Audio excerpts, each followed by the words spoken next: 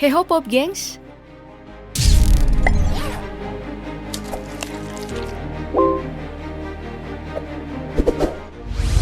Presiden Rusia Putin akhirnya bertemu dengan Presiden kita Pak Jokowi. Ada yang menarik, bagaimana Pak Putin menjamu Pak Jokowi yang tidak lagi menggunakan meja panjang. Meja yang sering digunakan saat menjamu petinggi dari negara lain. Seperti saat bertemu Presiden Iran, Ebrahim Raisi. Meja panjang itu memisahkan mereka sungguh jauh, seperti Merauke dan Sabang. Meski terlihat Putin mendengarkan secara seksama, tapi gerak tubuhnya sangat kaku. Meja super panjang itu melengkapi kekakuannya. Itu adalah kunjungan pertama seorang presiden Iran ke Rusia sejak 2017.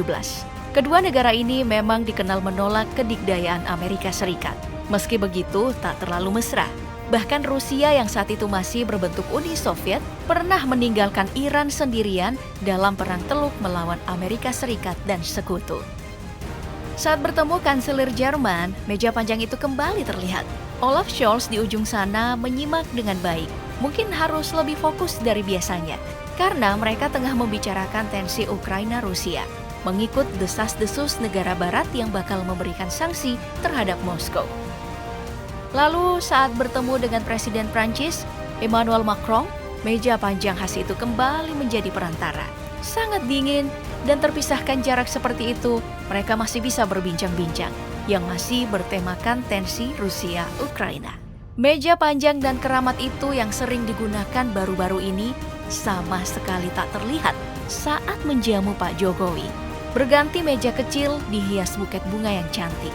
Nampak mereka berbincang tanpa perlu teriak-teriak dan bisa saling menatap wajah dengan sangat dekat. Sangat akrab. Meja kecil itu juga pernah terlihat saat Putin menjamu Alexander Grigorievich Lukashenko, Presiden Belarusia, salah satu negara yang masuk dalam Persemakmuran Negara-Negara Merdeka atau disingkat PNM atau CIS. Organisasi regional beranggotakan negara-negara bekas Uni Soviet yang dibentuk saat pembubaran Uni Soviet dan terikat kerjasama dan kekerabatan politik ekonomi. Atau saat Putin menjamu Presiden Senegal untuk membicarakan krisis pangan di negara itu. Sheriff Macky Sall nampak santai berdekatan dengan Pak Putin, berbicara tentang efek pasokan makanan ke negaranya setelah naiknya tensi Rusia-Ukraina. Dan kala itu, Putin mempertimbangkannya dengan baik. Seperti yang diketahui, Senegal dan Afrika Selatan adalah salah satu wilayah yang tidak begitu terikat dalam peperangan Timur dan Barat, atau Rusia Sekutu dan Amerika Serikat Uni Eropa. Meski efeknya tetap saja mereka rasakan. Lantas, kemanakah meja panjang itu? Disimpan di gudang. Karena yang datang adalah Presiden Indonesia, negara yang di era Perang Dingin menginisiasi terbentuk gerakan non-blok, organisasi internasional yang terdiri dari lebih 100 negara-negara yang menganggap dirinya tidak beraliansi dengan kekuatan besar apapun. Hal ini tergambarkan dengan baik dalam pidato legend Bung Hatta, mendayung di antara dua karang. Lebih dari netral sebenarnya.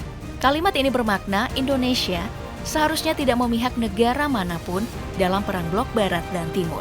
Dan juga di antara persaingan dua kekuatan global, Indonesia perlu bersikap proaktif untuk menurunkan ketegangan di antara keduanya, agar tidak berkembang tak terkendali yang bisa saja akan berimbas pada Indonesia. Di sisi lain, partnernya Bung Karno juga pernah bersikap keras kepada PBB dan pernah bersikap anti-Amerika. Kepustakaan Presiden dalam laporannya menyebutkan bahwa per tanggal 1 Januari 1965, Bung Karno menyatakan Indonesia keluar dari PBB. A better world.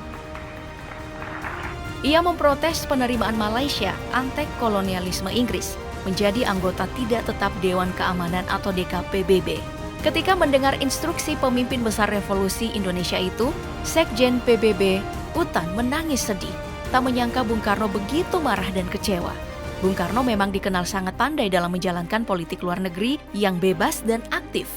Dua sikap yang menarik yang mungkin saja diadaptasi oleh Presiden Jokowi saat ini. Tidak memihak, tapi aktif berunding kepada keduanya. Dan juga ingin menyelamatkan kepentingan Indonesia. Mengingat Indonesia menjadi tuan rumah pertemuan G20 di Bali mendatang. Apalagi, Indonesia akan menggelar pesta demokrasi, di mana akan ada pergantian presiden. Dan ini masa terakhir beliau memperlihatkan taji.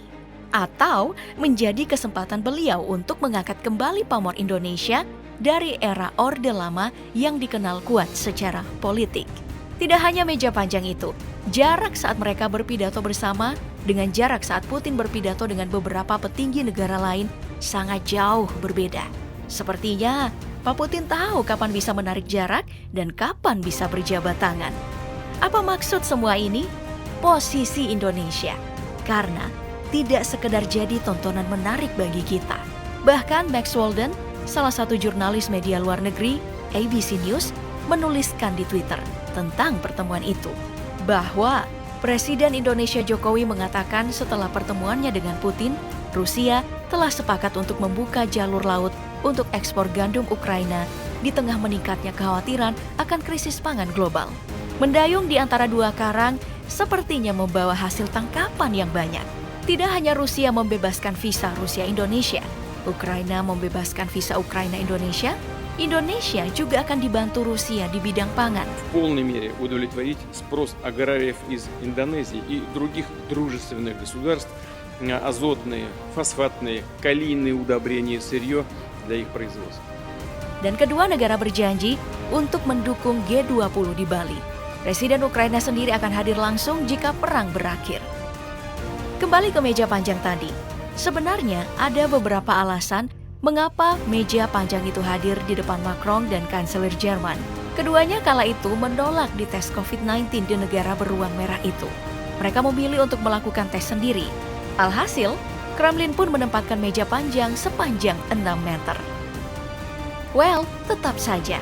Itu adalah sinyal kedua petinggi itu tidak begitu percaya Putin. Putin pun demikian.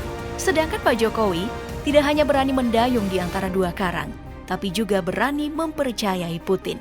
Maka Putin pun menyerahkan hatinya begitu dengan presiden kita. Meja kecil berhiaskan bunga cantik adalah saksinya.